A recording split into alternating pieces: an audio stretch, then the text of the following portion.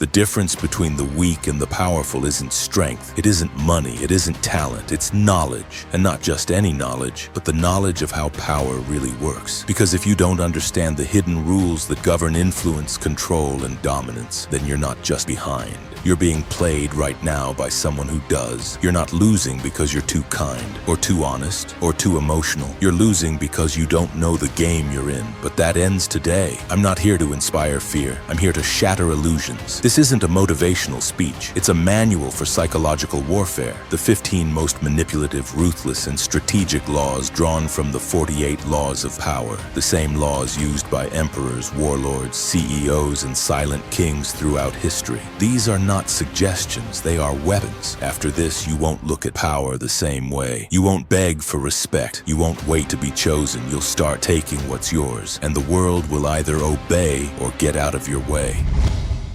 Law number 1, make your absence a weapon. If you're always available, always in front of them, they stop seeing your value. What is everywhere becomes worthless. Diamonds are priceless because they are rare. So is power. Disappear. Let them miss you. Let your absence ache like a phantom limb. When you return, return with force, with mystery, with gravity. Brands don't flood every shelf. Legends don't show up on every stage. And kings don't dine with peasants every night. The more common you are, the faster they forget you. But the one who disappears returns immortal. Law number 2, mirror their soul to steal their secrets. If you want to break someone, don't fight them. Become their reflection. Adopt their tone. Use their words. Echo their fears. When they see themselves in you, they trust you. And once they trust you, their guard drops. Their secrets spill. That's how empires fall. Not by armies, but by betrayal from someone they called friend. The most dangerous enemy is the one who knows all your weaknesses because you told them. Law number 3, appeal to self-interest, not sentiment. No one is moved by your story. No one is inspired by your struggle. People are moved by what they can gain. Julius Caesar didn't win by begging. He promised power. He offered wealth. He sold a dream of domination, and the people bowed. If you want influence, don't ask for sympathy. Awaken their greed. Show them how helping you helps them, and they'll break the world open for you. Law number 4, use generosity to disarm, then destroy. The most dangerous strategy is appearing harmless. Smile. Give freely. Show honesty. Let them lower their weapons, and when they turn their back, strike.